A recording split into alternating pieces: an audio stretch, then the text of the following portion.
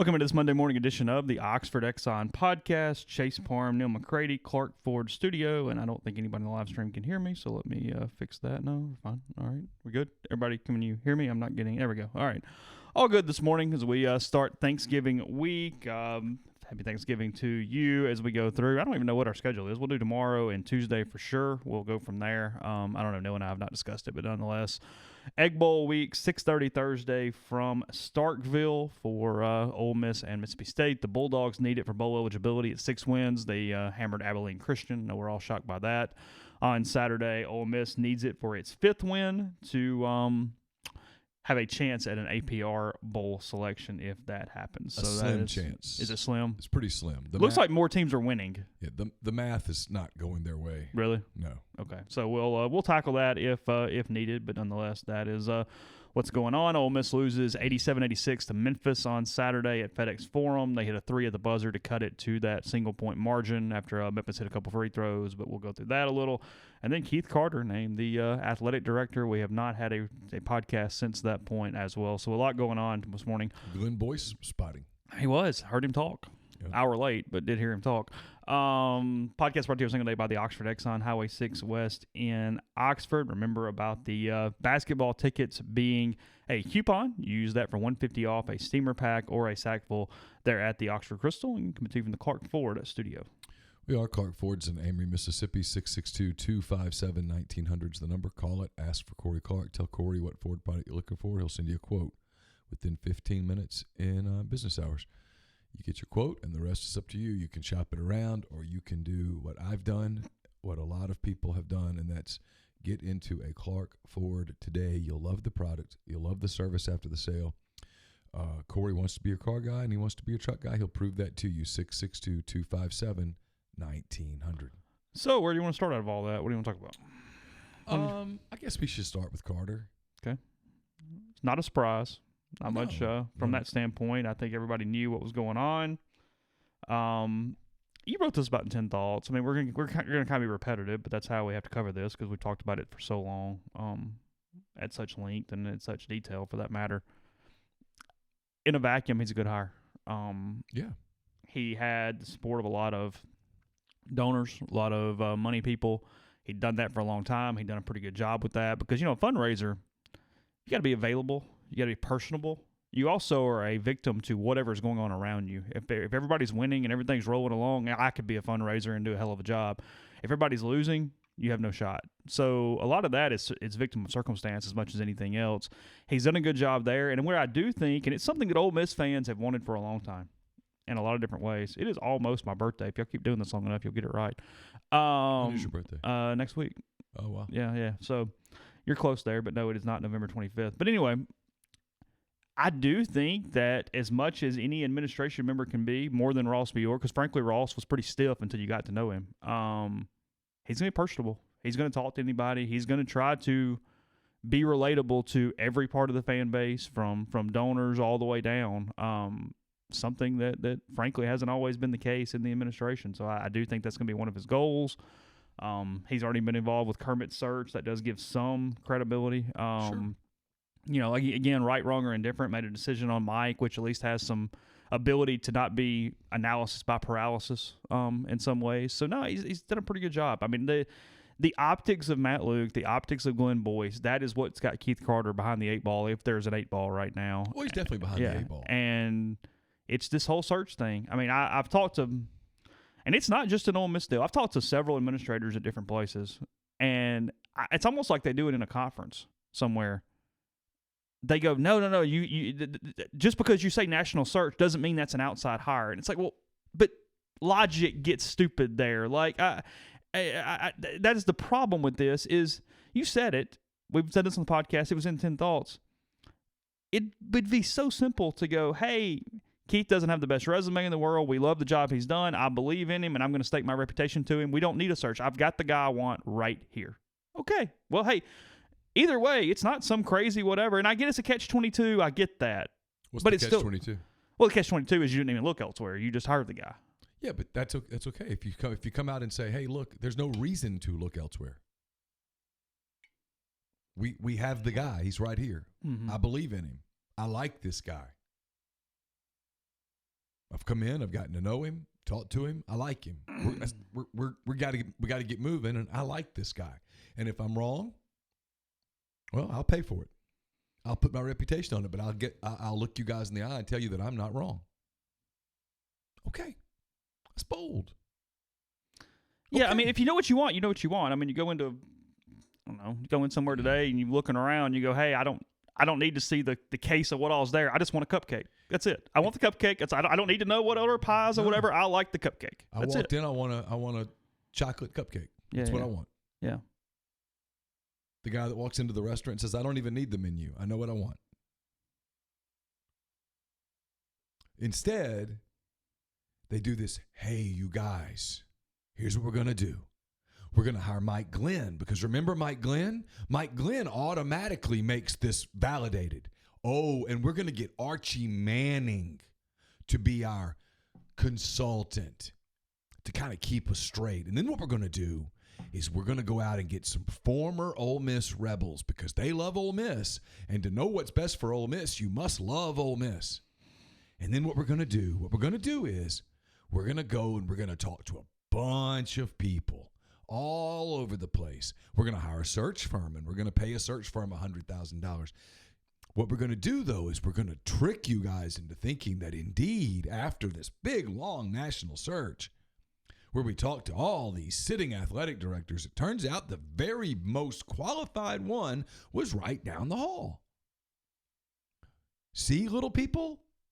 And I think that works with like the old Beacon group, you know, the guys that hang out at the Beacon every morning and move one step closer to the end. Those guys, yeah, I think they buy it. Oh, hell yeah, that's what we need. We need us a good love Ole Miss guy. That's what we need. Somebody loves Ole Miss. That's what we need. It's all we really need. He's a good rebel. Instead of saying what I said, which is, you know what, this has nothing to do with anything. We like this guy. He's bold. He's smart. Communicates well. Doesn't have any major skeletons in his closet. Knows what he's doing. Is coming from the foundation side, which is what a lot of is happening with a lot of athletic directors now. Knows how to raise money, understands the dynamics of raising money. And oh, by the way, it's a bonus that he went to school here and he played here, and it's a good thing. He gets it. Coaches like him. And the truth is, we got a lot of crap to deal with.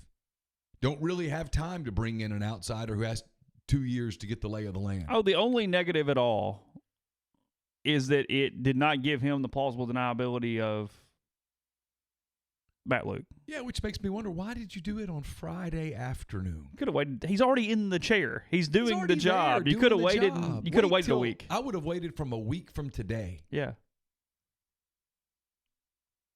Now, man, and he got the question and he answered it. But now, when next season, if next season goes badly in the middle of the year, Keith Carter looks.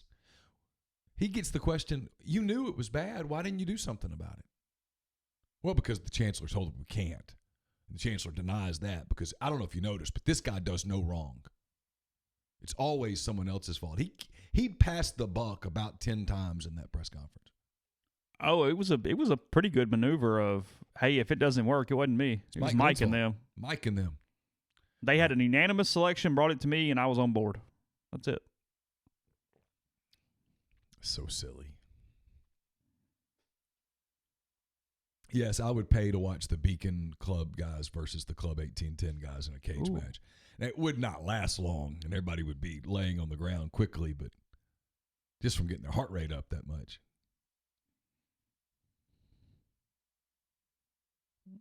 You got a preference out of those two?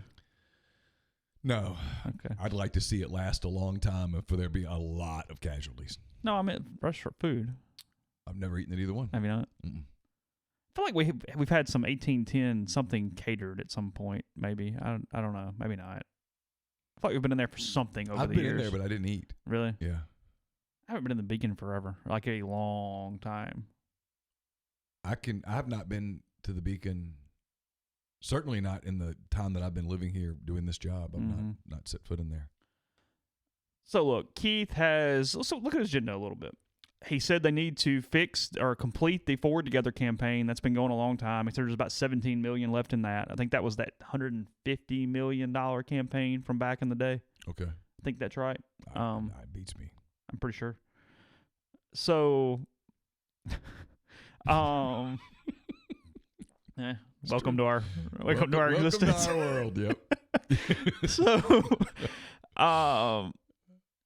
they gotta get that done. And again, he's got to. I mean, it's a quote and it's a cliche, but it's the absolute correct quote for that job, for the chancellor job. Frankly, too, you don't do it behind a desk. Go out, mingle, talk to people, be as visible as humanly possible. Yep. Keith said that, and that's one of the goals is to act like, start trying to get momentum up, start trying to relate and connect, and keep trying to get rid of some of this NCAA crap that's still lingering because nobody trusts anybody. Be the guy people trust. That's Keith's job. Yeah. At the end of the day, it's be the guy people trust. And I think he'll do good at that. Now, he's got to, and he mentioned this, he's got to get more staff over there. They're a skeleton crew right now. They've been bare bones, and there's just... Frankly, they're 2 admin short, plus who knows what else throughout the staff. So it's one of those deals. I mean, this was always, I think it was obvious. You and I, it was pretty obvious for at least a month that Keith was getting this job. So he's got it. That's over. The whole, are they going to fire the coach is over. Matt Luke's not getting fired no matter what happens on Thursday. And if you're Keith Carter, you've got a year. And you know precisely what's coming in the next fall. And you've got some time to get organized. The one knock that probably is legitimate on Keith, I'm guessing, and he might tell me I'm wrong. If I am, I am. I'm going to guess that he doesn't have just a world of contacts out there in the college football world. Which means you're leaning on people. Frankly, his contacts for other ADs for the most part. He's got to edge. If I'm right, and again, if I'm not, good for him. Yeah. It's not a negative. It's just he's never been in that world. If I'm right, he's got to start working on it right now, getting himself very educated on the coaching landscape. And then if they go 8-4 and he doesn't have to do anything, well, super. But he's got to get himself prepared for if it doesn't go well, he's got to make a response. And he's got to be able to he's got to put himself in position to carry out a coaching search this time next season and hope that he doesn't have to. His next probably decision that he's going to have is no matter unless they go to Omaha, what to do with Mike Bianco because of last season. Because he did put himself in a really weird spot last year. By not extending Mike, you're setting an expectation that if you don't go to Omaha this year, or you're not extending him again, and seasons are different. Players are different. Rosters are different. Expectations to seasons are different. So he's in a really strange PR spot for baseball as they move forward if they don't have some magical season. Well, I'm going to go on record here. Yeah. I'm going to go ahead and get out in front of this, and it's a very unpopular opinion.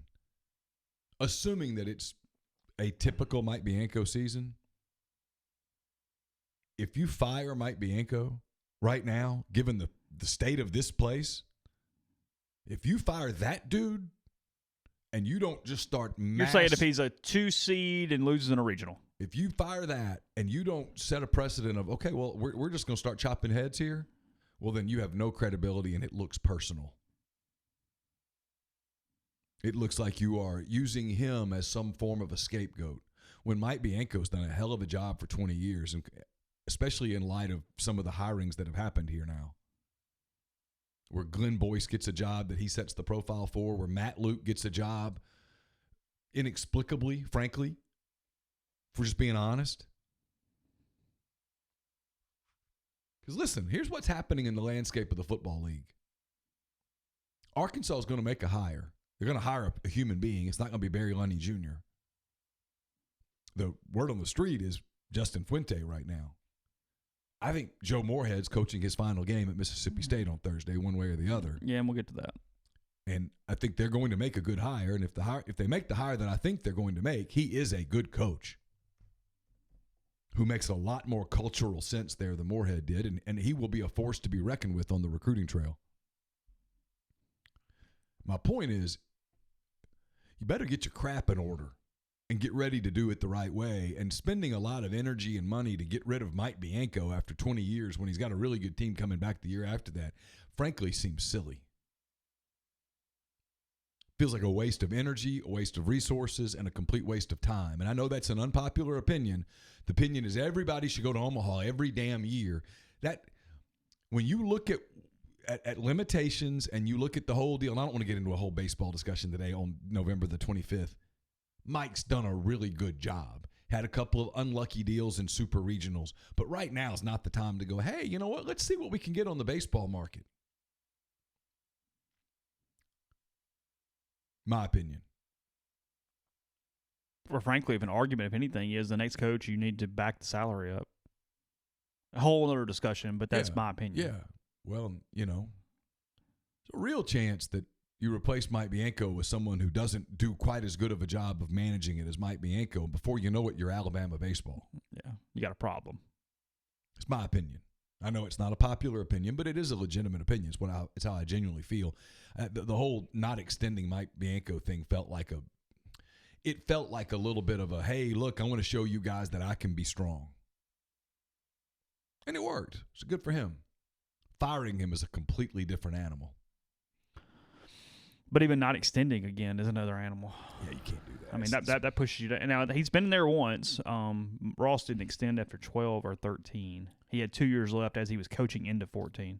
The problem with that is if you don't extend him again, and then the next season he comes back with a really good team, Nikhazy and all those guys as juniors, and all of a sudden they go to Omaha, he walks in the door and he goes, all right. Well, that's what happened in 14. Yeah, so now I want the great big deal. Yeah, he goes to Omaha, finishes third in the country in 14. He only had, at the end of 14, 1 year left on his deal, and that's when Ross gave him that contract that has put us in, or put Ole Miss in this situation, put us in it, talk about it every day, is that Ross thought, okay, I get this. I get sort of the logic behind it.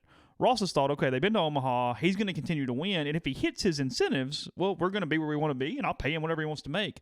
Well, what Mike did, I mean, he'd do it on purpose. Obviously, he'd like to finish third or better every year. But he hit all the incentives without hitting the thing the fan base actually wanted him to do. Because what Ross did was he put in this base deal, and he said, okay, whatever incentives you make at the end of this year, bonuses, those become your base the next year. So his base just keeps Yeah.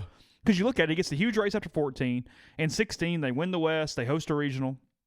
In 18, they win the West, host a regional. They do all this stuff. There's APR bonuses on probably all this stuff. All of a sudden, you look up, and he's a top 5 paid coach in the country who's been to Omaha once in 19 years. Yeah. I get the optics of it. I do, too. It's just a really strange thing, the way this is happening. Now Ole Miss is in a strange spot from a salary standpoint. So here's the optics, though. You fire Mike Bianco in a baseball season. Right now, Mike has to be hearing this going, why the hell are we talking about firing me right now? It's November. But you fire Mike Bianco after what would be an average baseball season. Are you firing Matt Luke at 6-6? Mm-hmm.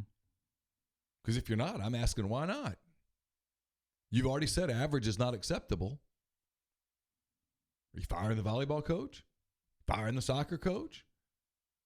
How long does women's basketball get? How long does anybody? Because if average is not acceptable, well, hey, a lot of heads getting chopped.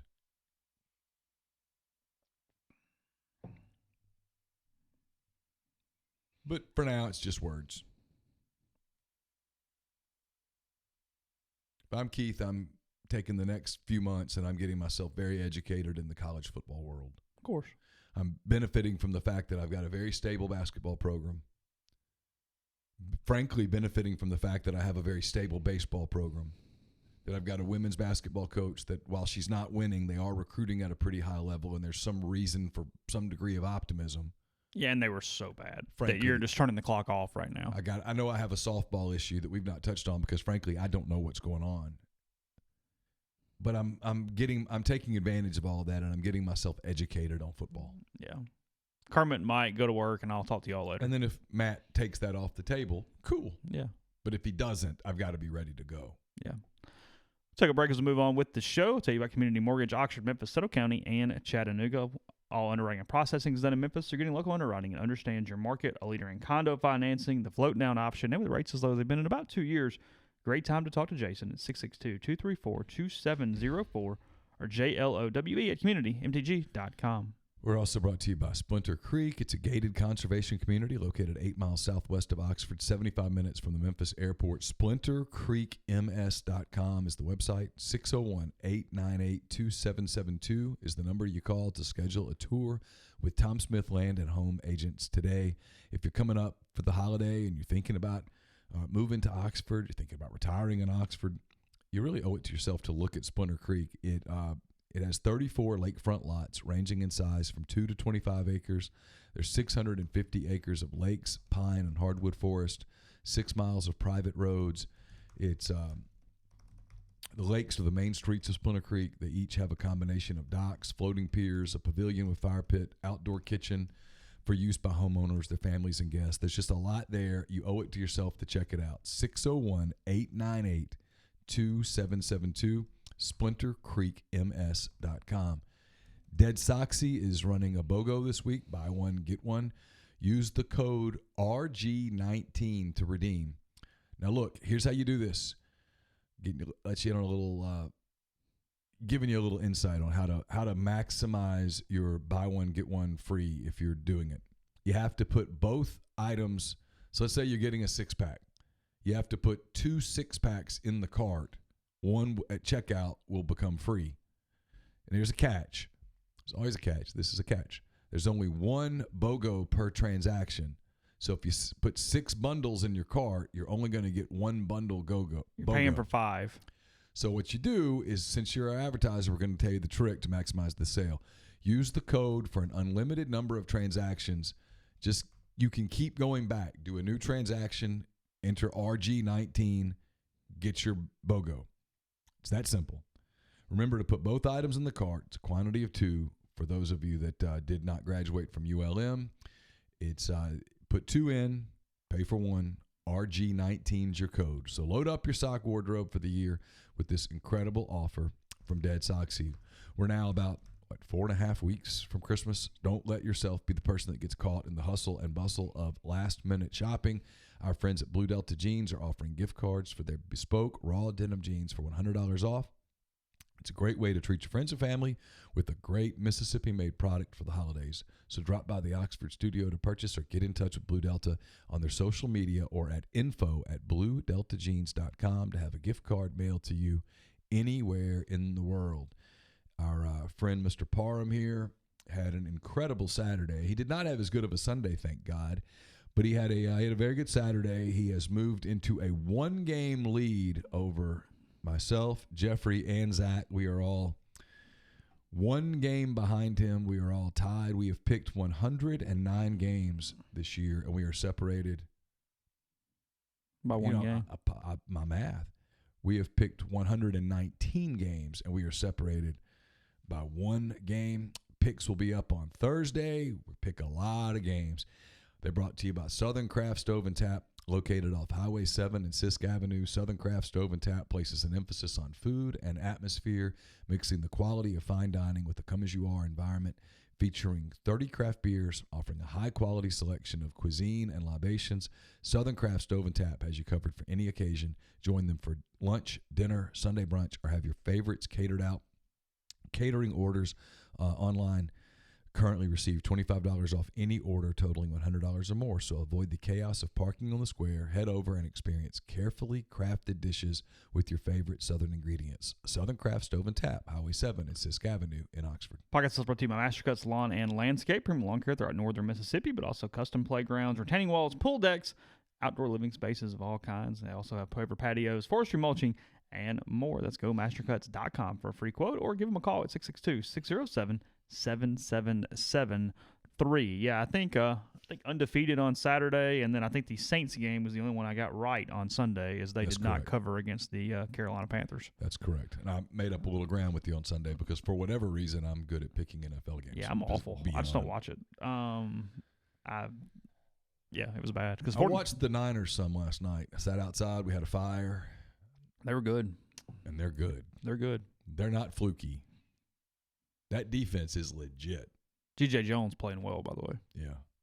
They got dudes all over that defense. He's one of those dudes. Moving to basketball. Memphis 87, Ole Miss 86 from the Forum. Great environment. Great awesome. atmosphere. It was awesome. Matthew Morrell was there. Kennedy Chandler was there. John Morant was there. There you go. Him too. Cedric the Entertainer, who I don't know anything about, but everybody's making a big deal out of him. LeBron was annoyed because it was loud across the street. Yeah. So he had all that going on Saturday in Memphis. Ole Miss got completely demolished in the paint. That is what lost the game on Saturday. They made a frenetic run there late to try to get back into it, and they did. They couldn't. They got back, and it sort of took all their energy. They couldn't hit that shot to then get there once they kind of got back in it. Again, they ended up hitting the three at the buzzer, down 4 to make it a 1-point game. I guess it was a cover at least. Vegas gave Ole Miss a win there from a covering standpoint. Blake Henson's half-court heave shifted money. Yeah. Yep. The ball was in the air, and that rotated all the money to the other side. Yeah, because there was a cat behind me, big Memphis fan, who was obnoxious, the worst trash talker I've ever heard. And he kept yelling at the referees when they were looking at the scorer's table to see if Henson got it off in time, going, no basket, no basket, no basket. And I realized, dude's got money on this. And sure enough, when they said basket, he was like, damn it. So, yeah, he had Memphis to cover. He had Memphis cover in the 1.5, and they didn't cover it. So, you and I talked about this. We haven't done the podcast. How does Neil not know about Cedric the Entertainer? I'd never heard of him before. Like Steve Harvey, Cedric the Entertainer? Nope. No, nothing? Does nothing for me. You don't know Steve Harvey? I know who Steve Harvey is. Okay. But I've never watched like his show or whatever. Okay. Except I've watched Family Feud. Yeah. He did that too. Who's your favorite Family Feud host over the years? Richard Dawson. Is he? Yeah, He's the one who kissed everybody, right? He was the best. Okay, yeah. That's what I thought. How big of a problem is this paint issue? Is it just a one-time thing because of how it happened, or is that something that's actually something that needs to be diagnosed as they move forward? They were dominated 50-22 in the paint. 52-20. Okay, close enough. Well, I mean, look, it's a problem. Everything Kermit has been talking about, where they got away with it against Seattle and Norfolk State and Arkansas State and whoever the other team was they played. They got away with some Western Michigan. Yeah. Got away with a lot of that stuff. Right, you know what I mean when I say the ball sticks? Do you know what he's talking about when he says the ball's sticking? It stays. It doesn't keep moving around, right? Brian's just dribbling. Yeah. The ball sticking is mostly a Brian Tyree problem. When Brian takes good shots in the offense, I don't know what his shooting percentage is. It's really high. When Brian starts trying to take games over, when Brian drives to the basket, good things happen. When Brian takes threes in flow in the offense, good things happen. When Brian starts dribbling the ball, dribbling, bad things happen. I told you this Saturday coming back. At times watching Ole Miss, it reminds me of the old Thunder teams, the Westbrook, Durant Thunder teams, where one of them just starts dribbling. Well, Kevin Durant's maybe the greatest scorer in the world. Russell Westbrook, I know he's a bipolarizing dude, but Russell Westbrook's a Hall of Famer, MVP, 2-time NBA scoring champion. You can get away with that with athletes like that. Ole Miss doesn't have one of those dudes. They don't have anybody that can just take a game over by himself. They've got to run offense. And when they run it, they're pretty good. But they had this midsection of the game where they had foul trouble. And people say, well, man, Precious Achiuwa is really good. Yeah, he is. He's a beast. DJ Jeffries is really good. He's really, really good. But when your offense doesn't touch the paint, you don't get paint points. Stands to reason. And when your offense avoids the paint as much as Ole Miss's did on Saturday, you're really dependent on shooting percentage. And Ole Miss didn't shoot the ball all that well. I mean, they were 26 for 66 from the floor, 12 for 27 for three, 27 three-pointers, probably more than they wanted to take. Memphis, conversely, 30 for 58. They only made 3 threes, 3 for 11 from 3, all from Tyler Harris coming off the bench. I mean, Memphis led the game 25 minutes. Everything else is even. Turnovers, 12-13. Ole Miss wins the turnover battle by 1. Rebounds, 38-38. I got it wrong the other day because I was looking in the wrong category. fouls. Memphis commits more fouls than Ole Miss does, 30-25. Second chance points, 9 for Ole Miss, 10 for Memphis. Fast break points, 14 for Ole Miss, 20 for Memphis. Big deal. We'll talk about that in a minute. But it all comes down to points in the paint, 20-52. That's your ball game. And they got those because Memphis, to their credit, was disciplined. They were disciplined, but they're going to run the offense. And their offense is not particularly complicated because I don't think Penny's a very good coach. But they, by God, got the ball to Achua. They got the ball to Jeffries. They drove. They created issues in the paint. And Ole Miss fouled. And some of the fouls were legit, and some of the fouls were stupid fouls. KJ Buffin has to stop it because when KJ's on the floor, he's a really good player. But when KJ's getting upset and he gets emotional and he commits these emotional fouls, he's getting himself on the bench, which makes them a worse team. Oh, like Terrence did early in his career. Terrence had that problem. Yeah. Fouling. Yeah. I think they're fine. Look, they got a big test Wednesday. Penn State's good. Oh, really? Yeah. So they're better. They used to suck. Yeah, I know they're top 3 or 4 team in the Big Ten, I think. Really? So, they got to take better shots. They got to run their offense. They got to be a little more disciplined. They got caught up in the emotion Saturday. Devontae spent a lot of emotion, a lot of energy, I think, trying to impress his old AAU teammate, John Morant. And I thought Devontae got tired. So, fast break, you mentioned you want to talk about that. Got beat in defensive transition. Inexcusable. Can't happen. Blake Henson takes a silly 3, watches it. They slip behind him. Yeah, they did get beat a lot in transition yesterday. Brian and Devontae have to get back. That is something that Kermit Davis works on in every single practice. Yeah, you mentioned this here. Penn State 5-0. Pretty impressive 5-0, frankly. They got their bye game, the opener against Maryland Eastern Shore, 84-46. Wagner, 91-64. But then they go to Georgetown, win 81-66, get a 15-point win against the Hoyas. Yep. Beat Bucknell, 98-70. Bucknell's a tournament team, at least, usually wins their league. And then beat a different style and a pretty good Yale team, 58-56, over the weekend. Got bogged, you get bogged down by some of those good Ivy League teams, and that happened, but they pulled it out. They won. They've done a good job. And now their next 5 even, I'll throw that in there. Their next 5 games, Ole Miss, Wake Forest. This is not counting the second-day game, so really 6.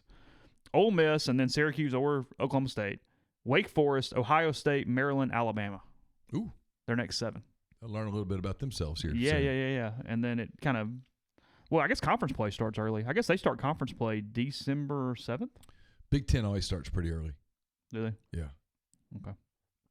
That's what it looks like. But, yeah, Penn State playing well. Playing really well. That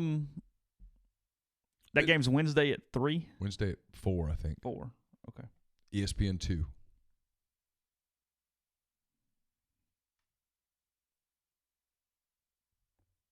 Trying to think of anything else basketball related, but the people that are – I've seen people that, oh, my God, it's no panic. That loss is not going to hurt you. Memphis is absolutely a tournament team. Their net's going to be very good. That loss is not going to hurt you at all. When Wiseman's back, they're a Final Four contender.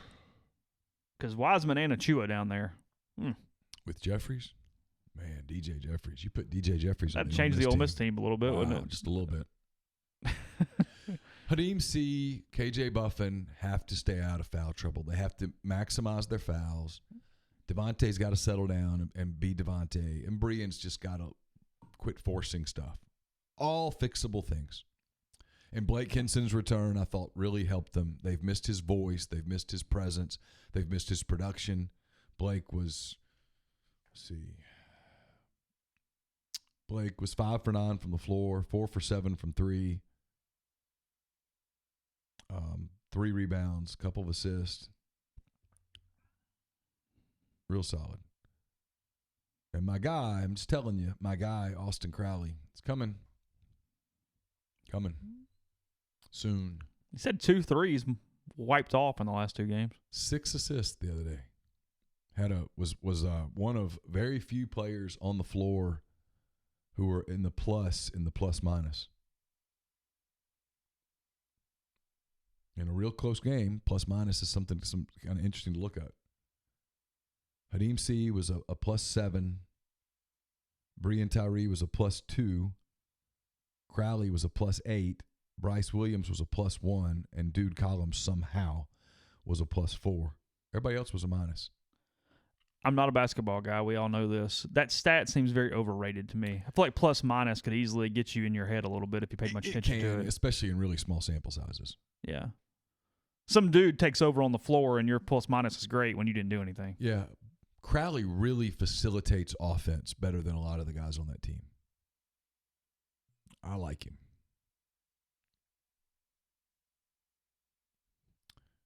Did we read Sankey's comments about the Egg Bowl?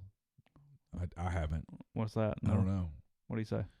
Mexican Narwhal says that he said something. I have no idea. No idea what that means. No, I don't know. It's just play a game. Yeah. Play a game. Play a game and don't brawl. The brawl looks so bad. I know people like it and it gets them all jacked up, but it looks terrible. I know people want us to talk about the Mike Smith thing. I don't know what happened. I don't know what happened. I don't know. I mean, I'd need a lot more verification. Yeah. Got a couple things I think happened, but no, I'm good. I mean, I've heard one general thing, but I don't know. Beats me. I agree with the person that says Bryce Williams needs to play more. I think he's going to. He's super athletic. Now, here's the thing. He blows assignments left and right, and he's got to get better with that. Got it. He's doing the JUCO thing. So is Hadim, really. The JUCO thing, in JUCO, guys that are that good can take breaks on the floor. Take a possession off. Lag a little because everybody on the floor can't burn you. In a high-level game like Ole Miss Memphis, you take a possession off, you get burned. You lax a little, you get burned. Like Williams had a drive where in transition, it was late in the game, a drive in transition where Crowley was wide open for a corner three, and instead he kind of threw up a wild shot. Got to have more presence. Got to be ready to roll. He is a punishment ready if they fight, according to the live stream. Okay. Don't fight. Cool. Don't fight. Just play the game. You know, certain players on that team, Mississippi State team, are going to talk. Ignore it. Play the game. I thought it was a really bad look last year. I know I'm in the minority. I thought it was a terrible look. Having covered Alabama, Auburn all those years where you just don't see that, I thought it was a really bad look. Just show up and play the game. It hasn't just been a game in a while. No, it hasn't. I mean, not since all the NCAA stuff. I mean, the feeling, even in 14 and 15, it felt combustible. And those high leverage games that really mattered from a landscape. I mean, Chase, those son of a guns. Chase, last year, if the Ole Miss student section had been full and given a damn, that thing was going to get ugly. That was bad last November. I think people forget how bad that was, how ugly that could have been. That thing almost spilled into the stands. It was right there on the cusp. No, college football version of the Palace kind of deal. Malice in the Palace. Yeah. Yep. You just chill out. Yeah, apparently LSU is the only program in the world that knows how to leave a trophy on the field. That's it. They've done it twice now in back-to-back weeks. They do not care about those two trophies. Send them somewhere. They do not care. Ed Orgeron just flat trash talking Arkansas when it's over. Was he? Yeah, because we don't celebrate Arkansas. They hadn't beaten anybody in a long time. Oh, they asked him about it? Yeah. Asked him about the trophy. We're not celebrating. They won the SEC West and didn't celebrate. Yeah. I gave them credit. They are dialed in on one goal. What do you set a line at right now, Ohio State, LSU?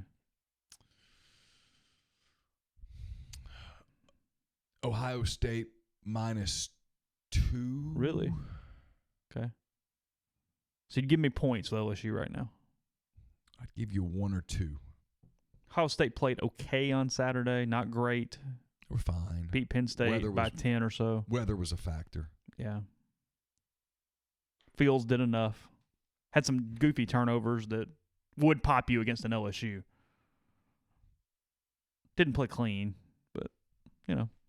You think Joe Burrow's living a good life in Baton Rouge right now? It's going all right for Joe. Think it's all right? I think Joe's having a good day. I think he can already pick out a spot on the mantle for the Heisman that's going to come his way. He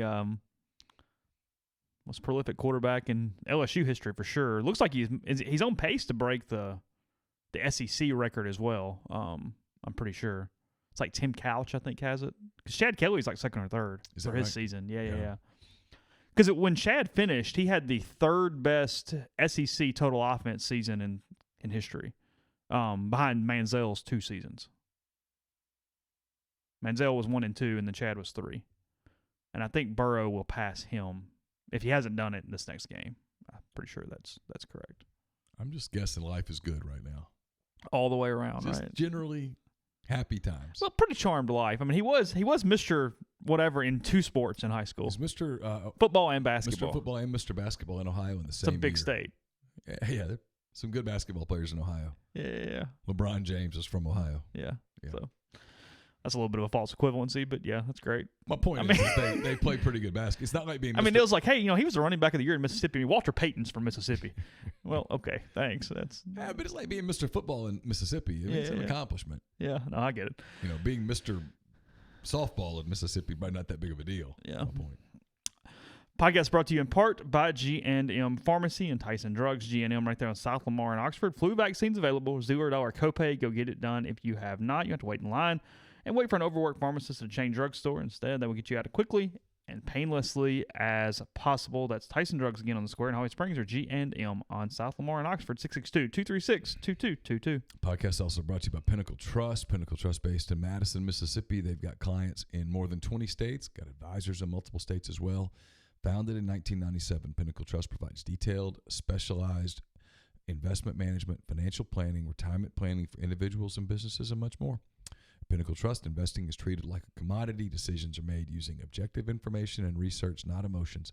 So regardless of your level of wealth, Pinnacle Trust will sit down with you, listen to your goals, study your expenses, and put forth a comprehensive, detailed financial and retirement plan that's built just for you. The cookie-cutter financial planners put you in a box. Pinnacle Trust builds a box just for you. So go to pintrust.com, PINNtrust.com. Mention that you heard about Pinnacle Trust on the podcast. You'll get 10% off your first year's fee. Podcast also brought to you by the Westin Jackson. The Westin Jackson is a Marriott property located in downtown Jackson. It is a place where you can accrue or redeem your Marriott rewards points. You also can visit Soul Spa, the ultimate luxury spa experience in downtown Jackson. Indulge in personalized massages, signature facials, soothing body treatments, and much more on their extensive spa list. And then gather at Estelle Wine Bar and Bistro, sip on a creative craft cocktail, or enjoy their curated wine list. It's open for breakfast, lunch, dinner, and Sunday brunch. Chef Caden's mission is to connect guests with the community through local partnerships. So gather at Estelle tonight. And brought to you by John Edwards of Regency Travel Incorporated in Memphis. If you've been thinking about that golf trip with the guys, an anniversary trip she'll never forget, resorts in Florida, the Caribbean, cruises, whatever the case may be, get in touch with John. He's part of Virtuoso. It's a worldwide network of travel partners that allows John to supply his clients with added values and unique benefits that are simply not available to other travelers. What you do is you give John a call, you give him an email, you give him some parameters, you give him a budget, and let him give you options. And know this, you don't have to live in or near Memphis to take advantage of his services. 901-494-3387, or send him an email at jedwards@regencytravel.net. First-time clients can save $50 off their first booked trip just by telling John you heard about Regency Travel on the podcast. So you think Joe Moorhead is coaching his final game in Starkville on Thursday? I do. I kind of want Number one, if they lose, I think they're going to fire him. I'm not going to judge anybody off of just one crowd. And it was, I think, cold. I think it rained before the game. People got wet, and then the cold weather kind of rolled through. We talking about Saturday? Saturday in Starkville. It was Abilene Christian. It was Abilene Christian. The game was out of hand. But there was nobody there second half. Worse than Ole Miss and New Mexico? About the same. Okay. Tyler Horka sent out a tweet. So I'm sure that he questioned everybody as they left the stadium, because that's, it's a big deal for him. Mass exodus. People leaving stadiums is a big deal to him. There doesn't seem to be a lot of emotion inside that fan base, inside that team, the way they play. They haven't had a very good season. A loss to Ole Miss puts them at 5-7, knocks them out of a bowl. This absolutely should have been a bowl team. I think they probably move on at 6-6, where they get the Independence Bowl or the Liberty Bowl or whatnot. My gut is that they would like for him to take the Rutgers job. They would like for him to leave. They can get Schiano. It opens back up, it looks like. Oh, and he's back in the mix there. Who else is in it? I don't know. I think they thought they had Schiano for a long time.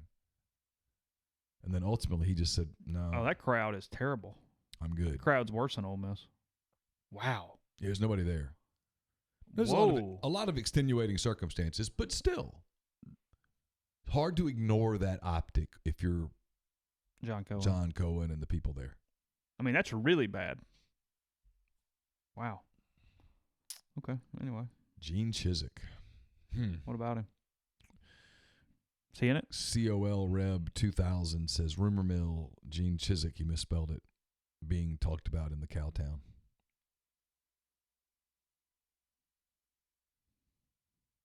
Does Starkville have a lot of cows? Is that why people call it Cowtown? What is that about? I've never really been there much other than right to the stadium. I mean, I don't know if they necessarily have a more abundance of cows, but I mean, it's an agricultural school in the middle of nowhere. Gotcha.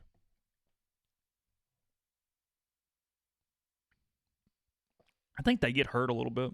I mean, yeah, it's not some beacon of excellence or anything, but I think they get hurt a little bit too by all the athletic stadiums being right on the highway. Mm-hmm. So a lot of people that just come to the game, it's all you see. You don't. I mean, you kind of got to be going to some of their better places to get to those places. You know what I mean? Yeah. It's not like a centralized. Hey, look, you're just coming in Lamar and you see the square and whatever, and here we go, and it's whatever. So that I think that plays a role in it a little bit too. Okay. Let's say State wins the Egg Bowl on Thursday. You think that he has to leave on his own at that point? He does not get fired? I have a point for this. My guess is he kind of gets encouraged to leave on his own. And then if he doesn't, they're in a weird spot.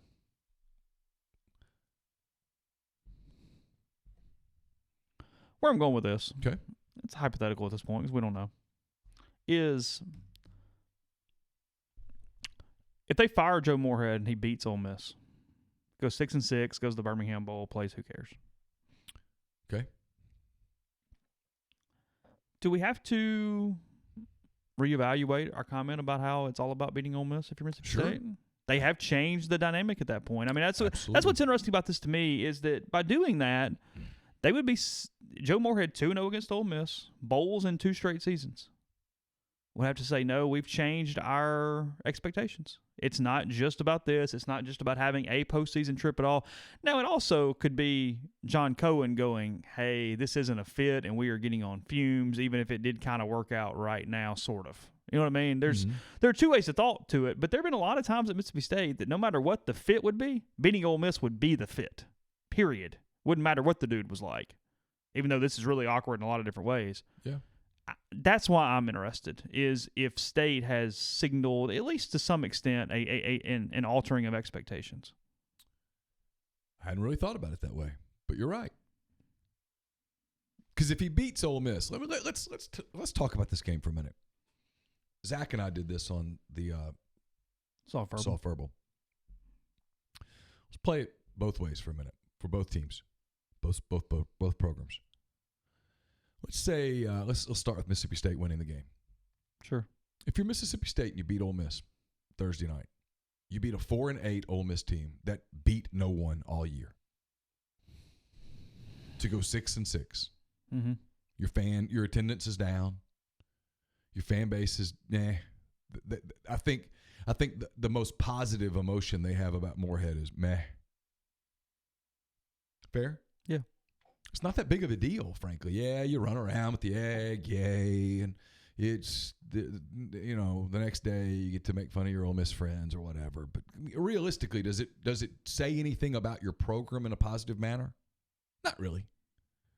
If you lose to Ole Miss, you lost to a 5-7 Ole Miss team that at that point you were their biggest win, and you suck. And yeah, they run around, they take the egg because Ole Miss won't have the discipline to leave the egg there. There's no chance in hell. They're going to grab the egg and they're going to run around, and everybody's going to get emotional pictures with the egg. And Ole Miss, probably against its better judgment, will put out some snarky tweet on Friday morning that makes it look like they really accomplished something by beating this bad Mississippi State team on the road, and here's the egg. If you're Mississippi State, does it really change your program that much right now? Because you're in the same spot. That's why I don't like basing decisions on one game. If you're thinking about firing Joe Moorhead if he loses to Ole Miss, then you should fire Joe Moorhead. Yeah, if you're dictating this to all on one game against a team that's either going to go 4-8 or 5-7. And then, and frankly, if I'm them, I do it before the game. I let it get out before the game that this is his last game, no matter what. I don't let it be, hey, we fired him because he lost to Ole Miss. And then if you're Ole Miss, on the flip side, here's this team that's goes into the game 4-7. And if they win, they go 5-7. State's your biggest win. What is it really worth? What does it really mean? I don't know. If you lose, you're 4-8. Your best win of the year was probably Vanderbilt. The thing with Ole Miss is that no matter what, no matter how much Ole Miss wins or loses by on Thursday, it is nowhere near as big of a game as the game in Houston to open the season against Baylor. Mm-hmm. Because let's say Ole Miss loses to Mississippi State, it goes into the offseason 4-8, gnashing of teeth, blah, blah, blah, blah, blah, blah. If they beat Baylor, off they go. People say, oh, here, I told you, last year was dues paying. Here they go. And if they beat Mississippi State and they run around with the egg and yay and all that stuff, and then you go lose to Baylor, immediately any capital that is gained from that night in Starkville disappears in Houston in its entirety. Just my opinion. Oh, the Baylor game's huge. Just huge. Yeah. I mean, there's no other way to. Now that there's an AD in place and the decision has been made to retain Matt Luke no matter what, I think this game for Ole Miss is, I won't say meaningless because it's a rivalry game and it's state, but it's as meaningless as a rivalry game can be. Current spread is either 2.5 or 3, depending on the book of your choosing. State Who's favored? State by 2.5 or 3 right now. Yeah. If you'd like to bet on Ole Miss, your money line, you can bet 100 to win 130. If you'd like to bet on State, you got to bet 150 to win at 100. That is your money line. What's your initial leaning on this game? I don't know. Neither team's been able to throw, and that, I mean, if you could switch the skill sets, it would be whatever team could throw, but neither team's thrown. So I'm really confused. They're both pretty decent against the run. Yeah, and they both run the ball pretty well. Yeah, I mean, and neither of them can throw it at all. And State can't defend the pass. As of my first life. inclination, if you told me to guess something, I'd like the under. What's the weather? I don't know. The over-under is 59.5. Oh, I kind of like the over. You like the over? Yeah, because Ole Miss can do that deal where even if it falls way behind, it can score a lot of points. And Ole Miss's defense, although they're really good against one-dimensional run teams, the way to beat Ole Miss is to throw the football. OddsShark is predicting a 32-31 Ole Miss win. Yeah. My initial thought for picks is that I think I would just take the points on either team, frankly. If you're going to give me points. Give me a field goal, I'll take a field goal. I'll take the points. Yeah. I think that's probably 32-31, yeah, and that's over. I like the over, frankly. Yeah, it says Mississippi will win, cover the spread, and the total will go over. Is their thing. Yeah.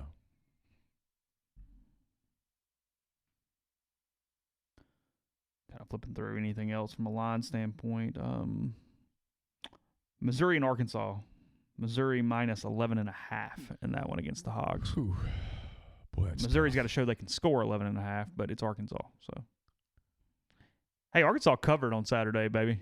Well, they had a pulse in the first half. They just once it was 7-6 and got that late touchdown.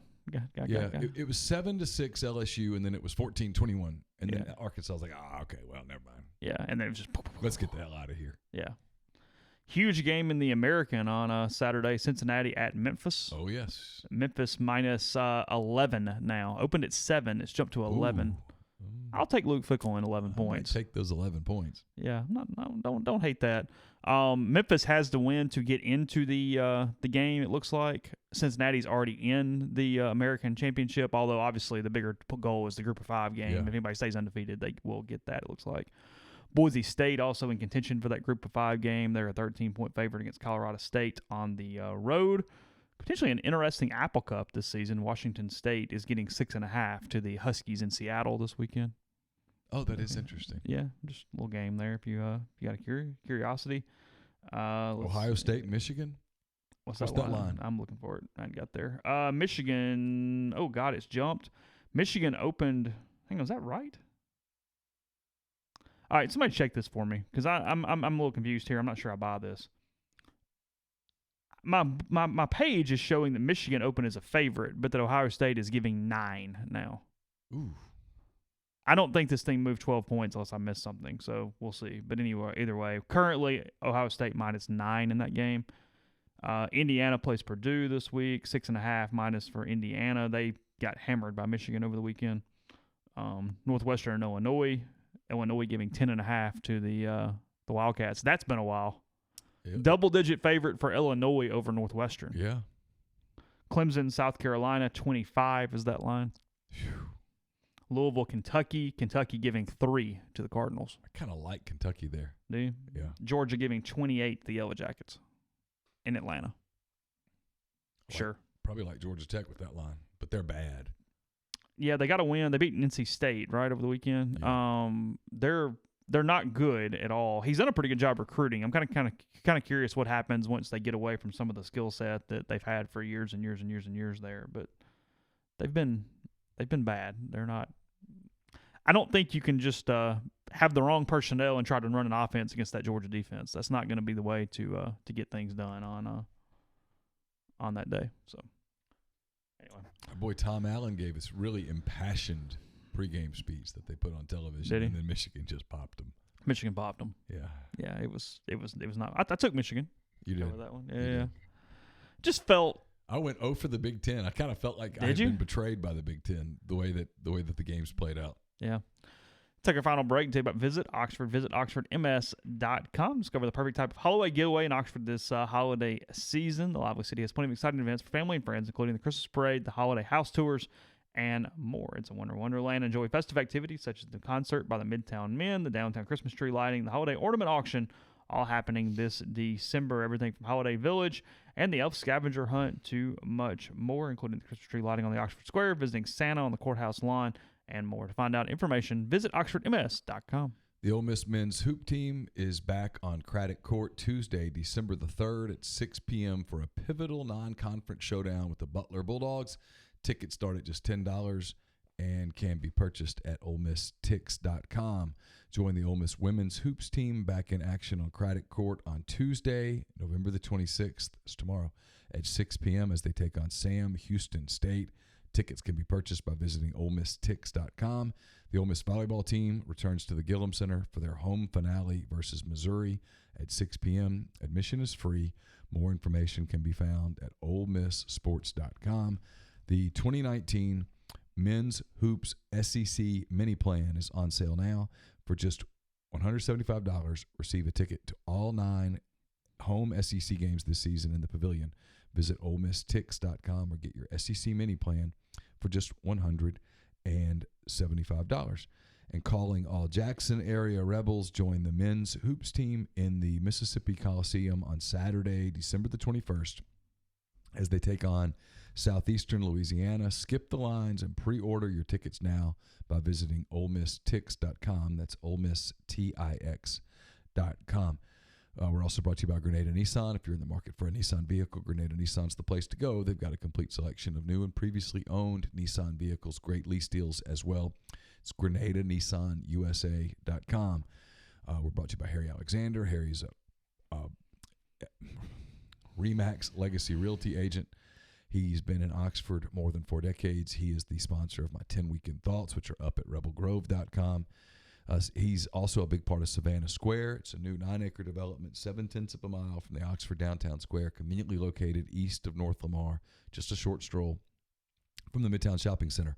Savannah Square has 32 standalone homes ranging in size from about 1,100 square feet to about 2,400 square feet. The model home is at 215 William Street. You can check out several of these homes in different stages of development. The model home, just by getting in touch with Harry, SavannahSquareOxford.com, or give Harry a call or text 662-801-5621.